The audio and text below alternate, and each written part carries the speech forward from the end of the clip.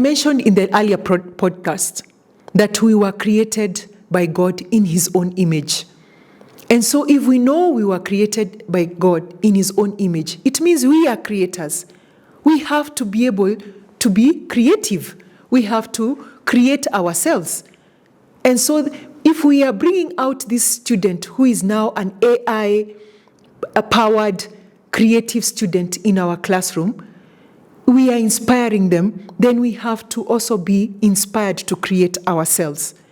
And that means you have to step out of your comfort zone and you have to start knowing how to create. And how do you create? The first thing that God and many books, those who have studied how to be creators, is to know why are you creating in the first place. And that is what we call purpose. You need to know your purpose. What is your purpose in life? Why are you doing what you do? Why do you love teaching? Why? Ask yourself that question. Purpose. And I have an acronym for purpose. For me, for you to be a purpose-driven person, you need to be passionate. P for passionate. U for uplifting. R for resilient. P for proactive. O for open-minded. S for strategic. And E for empathetic. That's what I define as a purpose-driven person. You need to know how to bring that out. And I will talk about how we can also be able to experience, how we can be able to learn to be better purpose-driven individuals in our own classrooms. The next thing that you need is ask yourself, what am I doing? What am I here for? And when you're asking that question, what am I here for? You're asking about what values do I hold? Values. Do you have what is your value? What is this value you're bringing out in this student? So the value option helps you to understand and to guide you in the decisions that you are making. And this is another acronym I have coined for value. You need to know you're a visionary person. You need to be adaptive. You also need to be a leader. And you need to have unity of purpose. And then you need to be ethical. And finally, you need to be self-aware. And we are going to talk about, in future podcasts, how do we bring this out from ourselves so that we can be the best people, value-driven people in our classrooms to bring that value in that child, to be the best creators in our societies. The next thing that you ask yourself is, vision. What is the vision of my life? Why are we asking what is the vision of my life? You're asking because you need to understand who you are as a teacher. Yeah? Not what the teachers told you in campus, not what they told you in your college, but who are you as a teacher? Or who are you in that space, in this creation space, in these evolution spaces? Yeah? And that is the only way you're going to be able to move with the speed that you are. Now the speed is even faster with AI. And like before, as I mentioned, there was a whole century of taking care of the machine with the machines during the industrial age. Then, when we came to the computer age, it was shorter. I think it is less than 50 years or less than 40 years using computer. That's a computer age has been very short. The information age has been shorter. This automation age is even shorter with AI. But we are saying it's here. It might be here to stay. We don't know whether we'll be in Mars, whether we are going to be able to afford to go and visit Mars and come back. Right now, as a teacher, have you even managed to go to your Disney World? To go to Diani? How many times do you even... When was the last time you even took yourself out for a cup of coffee with your partner, with your friend? Yeah? Or are you just busy surviving? So, the vision. And the vision, we are looking at how, if you are inspired when you have a vision, you are inspired. And so you're able to inspire others. And so the acronym, I've also coined it, and we are going to look at how ferocious are you? How innovative are you? How service-oriented are you as a teacher? How inclusive are you in your classroom? How optimistic are you that this child that has been brought into your classroom from day one by their parent to the last day of their school will have achieved the skills and competencies that are suitable for to be future ready in our society? And the last one is nurturing. How, so that in total, that coins the word vision. And those are the things you have to ask yourself. So I've said the first one is why. You need to know your purpose. The next one is what. You need to know what are your values. Then it is who. You need to know what's your vision. And the last one is how. How, now, it is how we look at the heroic leadership principles that you have to set in place for you to achieve these three things in your life. And so I'm calling them heroic principles, heroic leadership principles. I'm a Christian, but I also love the Ignatian pedagogical principles. And St. Ignatius has these heroic principles that he sets about of being self-aware, of being love-driven, a love-driven leader, of being of ingenuity, and of being ambitious in everything that you do. And so we are saying it is possible for a teacher to also achieve that. So what do we mean by being self-aware? Being self-aware is discovering your strengths and weaknesses. Who are you? Understanding yourself as a teacher. And I like when we look at one of the definitions by, you look at the core values that you uphold, as I know I'm a Christian, but you guys are in different faiths. I believe what we are talking about are wealth principles. We are talking about if we are getting ourselves from the comfort zone into a more confident, more authentic leader in your space where you nurture AI creations, AI-powered creative individuals in your students, then you have to be very self-aware about your core values. You have to be very self-aware about what are your strengths and your weaknesses. How often do you do that? How often do you review when you get home? How often do you review what you did the whole day? Do you even have time for that? I'm asking you to, it's about time that we set aside a time. In my personal life, I have this mantra of tithing my time. I tithe 10% of my 24 hours in a day. And I say 2.4 hours are solely for meditation and prayer. And because I know they help me to review what my day was about, they help me also to reflect on the principle, whether I've veered off the principles, because I'm a Christian, I go according to the Bible principles. And so I know at the end of the day when I'm doing my examination of conscience, as we call it in our Catholic faith, faith, we reflect on the whole day. And that helps you to become a better person. And that helps you to understand what were your weaknesses and what were your strengths, what you need to drop off, what were your threats. The other thing when you're looking at self-awareness is when you're assessing your weaknesses, you need to also look at what are the personal goals and the professional goals you set for that day. They have to be very specific. If it is not that day, that week. Then the other thing you also have to consider is in that time when you're setting your goals, what do you want to achieve? Are you setting personal goals? Or are you you should also remember, are you setting for your weakest students in the classroom, the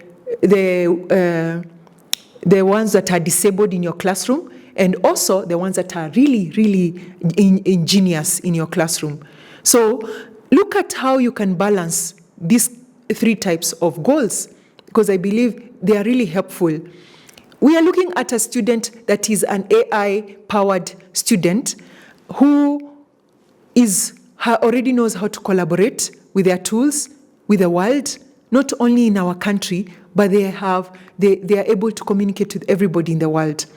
When they come to their classroom, they should not be restricted to that space alone, that it is just you and them. No, you need to bring that out, that the goals that they are setting should be goals that help them to be more citizen-oriented. Are they good global citizens? If they are looking beyond that, if it is just within their families, are they able to go beyond their nuclear families and support the people that are around them as well with the skills and the competencies that they get? Now, the second thing that we need to consider is ingenuity, or yes, what we call ingenuity is where you are finding a creative solution in the challenges that you're facing in your classroom. And what does that mean? We are asking you to be more flexible in your classroom. I mentioned Lego Foundation, where you can bring in tools in your class and make the classroom more fun. I've also mentioned that Elon Musk, when he's talking about his history in education, in his education journey, he hated school. And so the school he's building or the school he's recommending is where there's a lot of gamification. There's a lot of fun in the classroom. There's a lot of stepping out of the class environment and allowing people to create for the challenges that they're facing.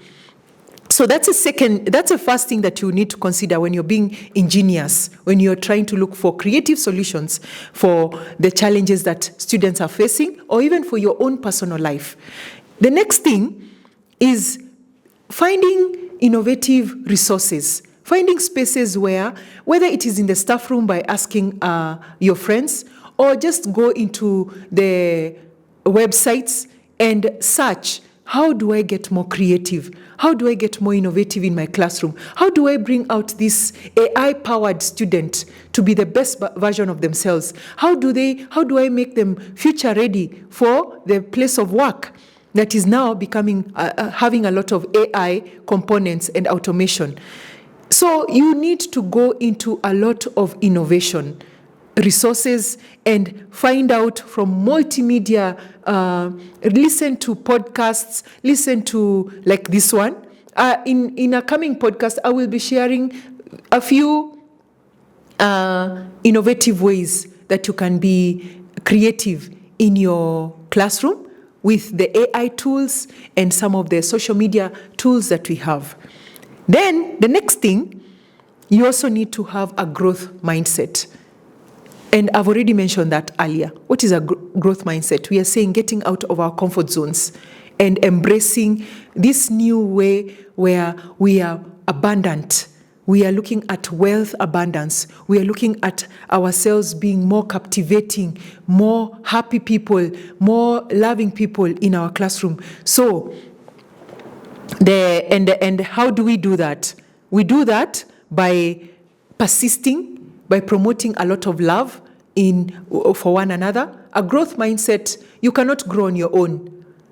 Every time we are taught in our spaces, you are all able to grow when you unite with other people. They say a problem shared is a problem half solved. So if you're having a challenge in your classroom, share with your teachers in the staff room. If you're having a challenge even all of you are having a challenge in the staff room, then go and share with the principals. Go and share with the deputy principals. Go and share with other leaders. Share with parents. Find out, get feedback from them, and get real feedback about what does this child love to do, so that when you bring it into the classroom, you are actually aligning it so that this child can grow to be the best version of themselves. The next thing that we look at in being a heroic leader that St. Ignatius promotes is love. Nurturing relationships and unlocking potentials in ourselves. We need to be a loving people. We need to get out of a lot of the challenges that we face in in our own homes, so that when we are coming into the classrooms, when we are coming into our communities, we are enjoying, when we are coming into the teachers' communities and into our lecture halls, we are confident about who we are. Remember what I said. The first thing you need to know is know your purpose. Why are you in that classroom in the first place? The second thing I said is, what are you there for? Know what your value is. And then, so that you're able to bring out the best value in this student and in this child. Then the third thing is, who are you in that space? Not what society has defined you as being, but who are you as an individual? So, and how do you know who you are? By knowing what is your vision. What is your vision for being the best teacher? What is your vision for being the outstanding teacher? What is your vision for being the most promising teacher?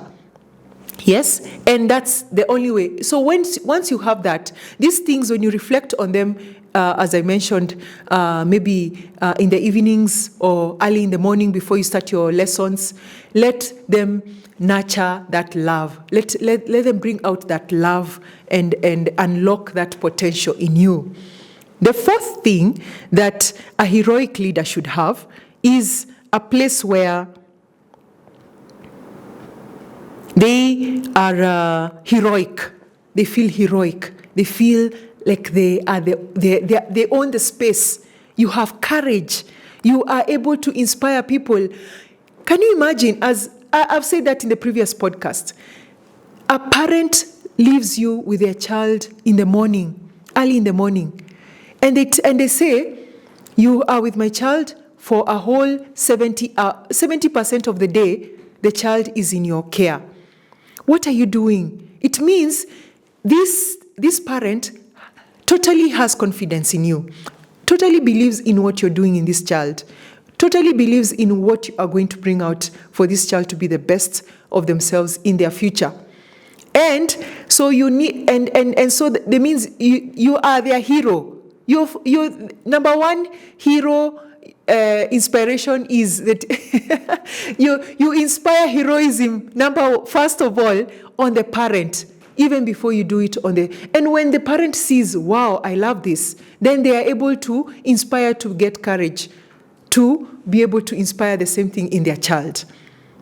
And for those children that do not come in on or by themselves, you are already a hero to themselves. They look up to you as the first one. Early in the morning, 6:45, in most schools, that's when we start our classes. Students report to school at 6 in the morning or 6:30. And they leave, some of them leave at 5 p.m. Here in Nairobi, some even leave at 6 p.m. because of traffic. By the time they are picked or by the time the next bus comes, some leave very late. Well, that's a topic we'll discuss later. How do you deal with such students? How do you make them enjoy the space they are in and they're not just sitting in the fields or they're getting bored? Can you just maintain a world where it is a creation world all through? So build that courage in yourself to inspire that child and to inspire that parent to be that you are the one that knows this space. You are confident that you know you're preparing this child for the new revolution, the AI revolution, and even the current one that we are in, the digital revolution. Because, well, Kenya, we are still quite far with infrastructure issues. We are having a lot of challenges with internet connectivity, with mobile. We've not even allowed mobile phones in our classroom. We've not allowed tablets, and the few tablets that are in our classrooms are restricted. So we have not allowed that space and for creation for students. But when you get home during the holidays, you're seeing this child is creating in their Facebook channel, is creating in their Instagram channel, is creating in their TikTok. And I'm wondering, why are we not allowing that space in our class? And it is better if it was controlled in our classrooms, because you help them to create in a better way, in a more aligned way that helps them to become better global leaders and global citizens in our country.